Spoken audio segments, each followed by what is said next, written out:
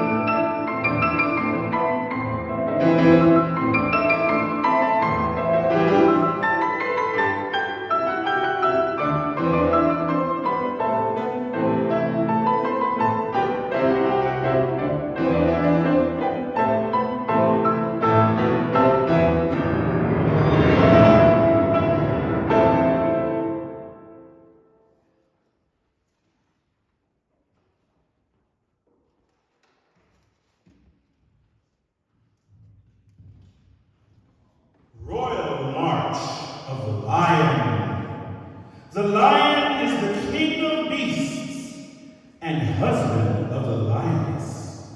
Gazelles and things on which he feasts address him as your highness.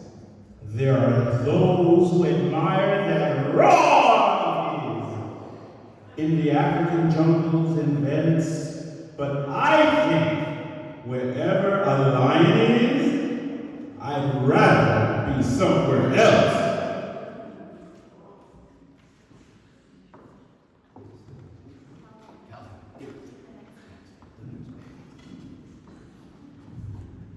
Hens and roosters. The rooster is a roostering hoodlum. His battle cry is cock-a-doodle-um. Hands in pockets, cap over eye. He whistles at pullets passing by.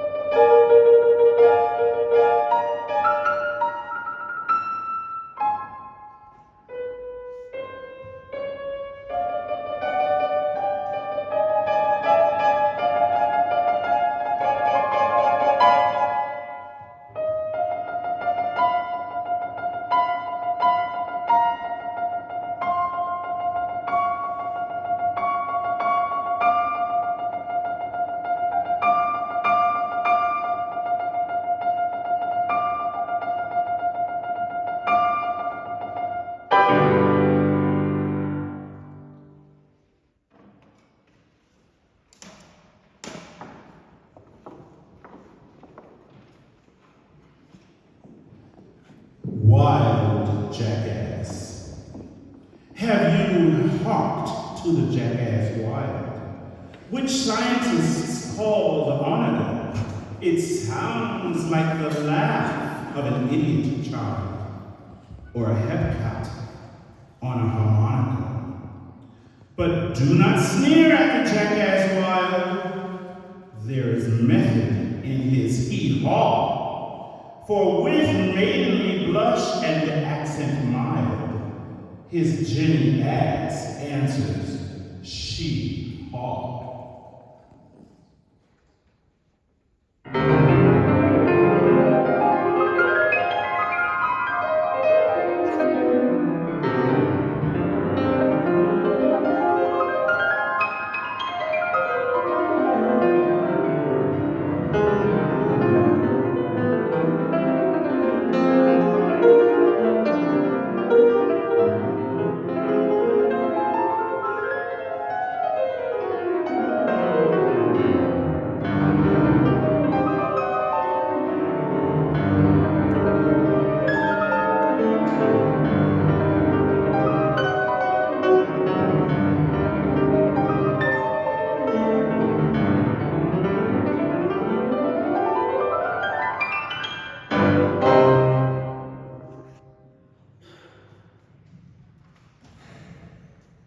Come, crown my brow with leaves of myrtle. I know the tortoise is a turtle. Come carve my name in stone immortal. I know the tortoise is a turtle. I know my profound despair. I bet on one to beat a hare. I also know I'm now a pauper because of its turtly torpor.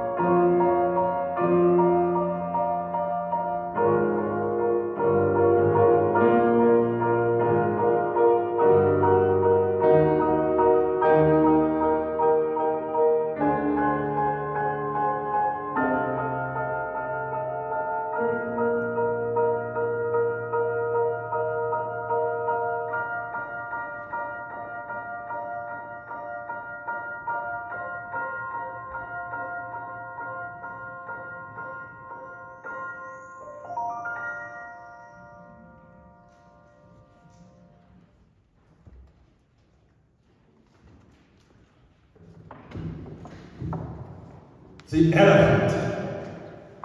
Elephants are useful friends, equipped with handles at both ends.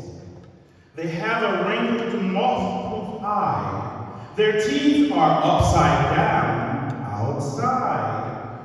If you think the elephant preposterous, you've probably never seen a rhinoceros.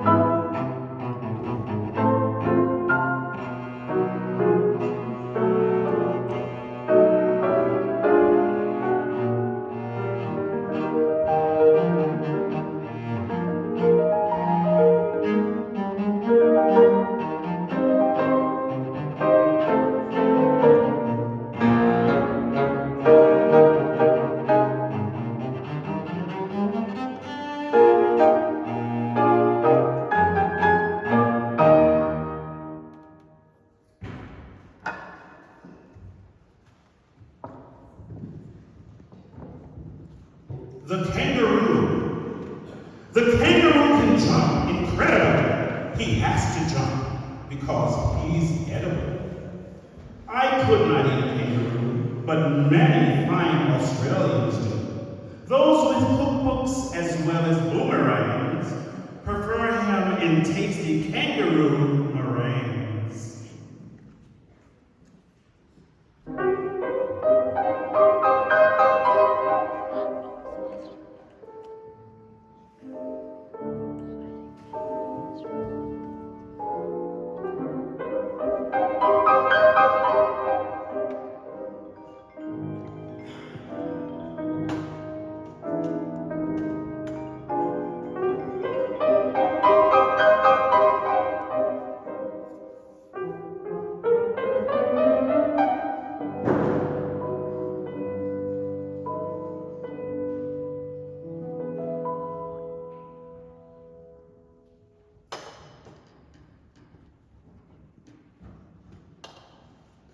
The aquarium.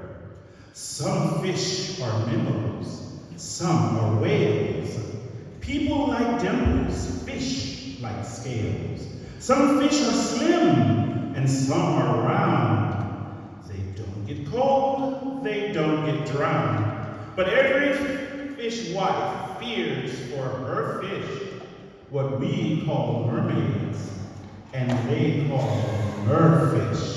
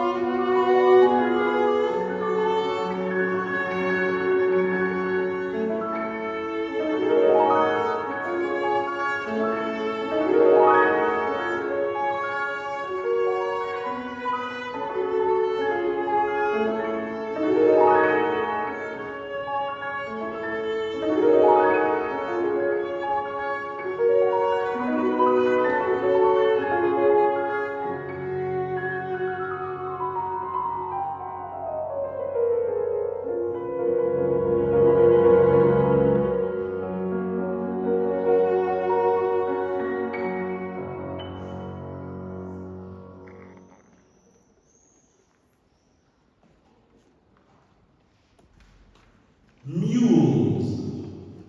In the world of mules, there are no rules.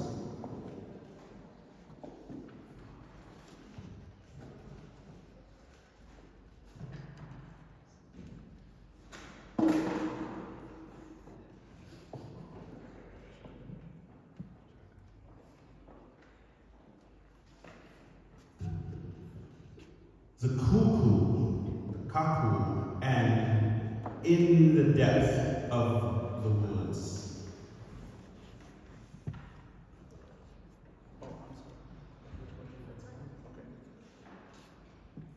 Cuckoos lead bohemian lives.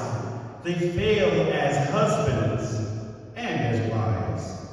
Therefore, they cynically disparage everybody else's marriage.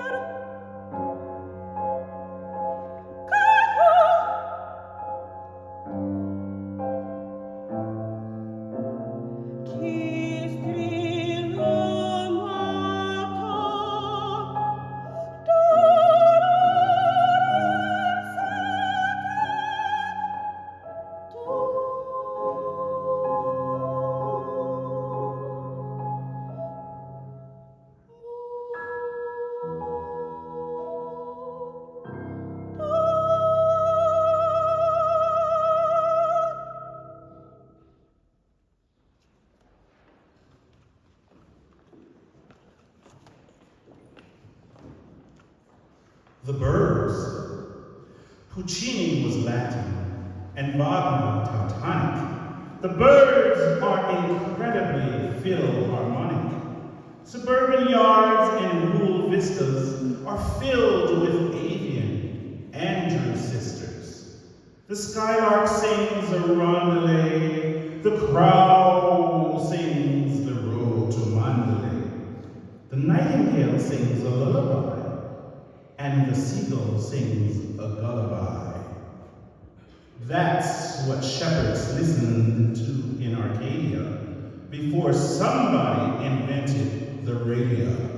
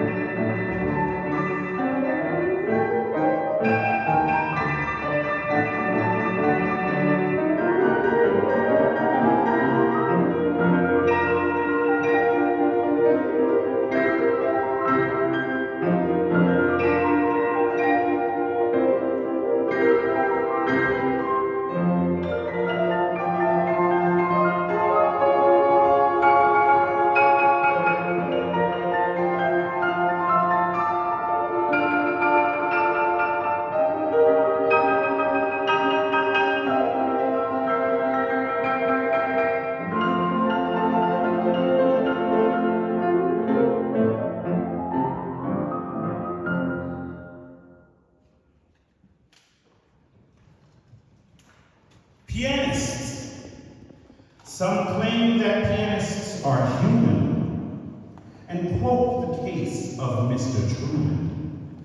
Saint-Saëns, upon the the other hand, considered them a scurvy band. Ape-like they are, he said, and simian, instead of normal men and women.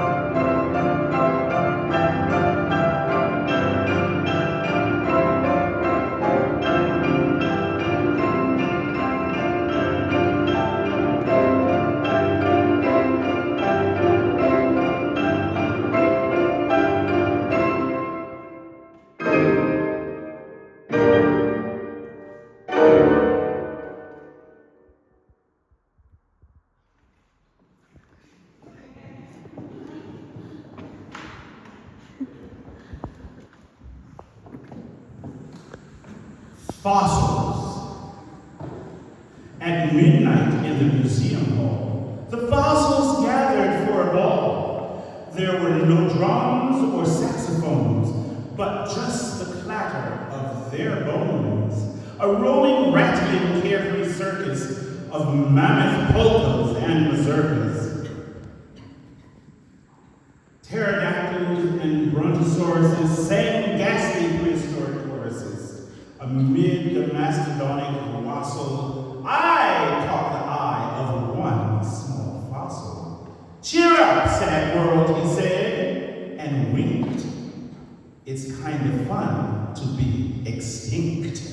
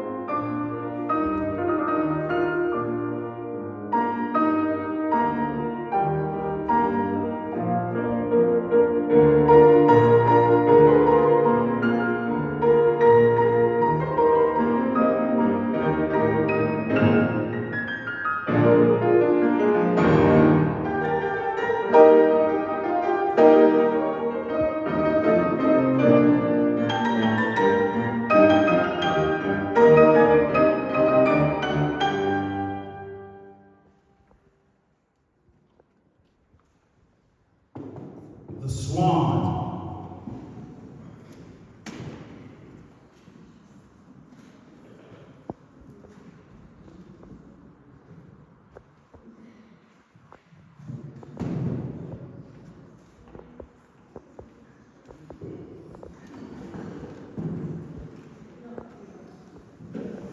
Can you turn it? We have to see it. You have to see. We see it and they see it, but it has to be angled. We're watching it.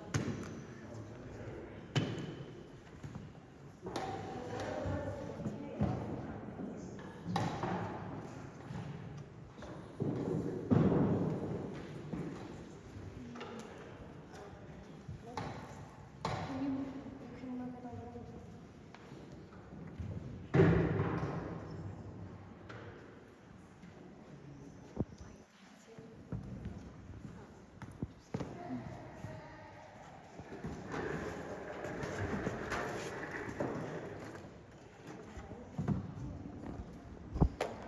This is her photo.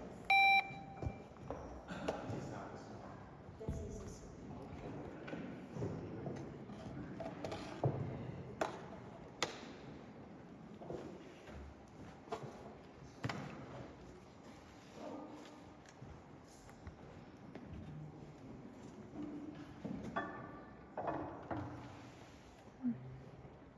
The swan. The swan can swim while sitting down. For pure conceit, he takes the crown. He looks in the mirror over and over and claims to have never heard of Pavlova.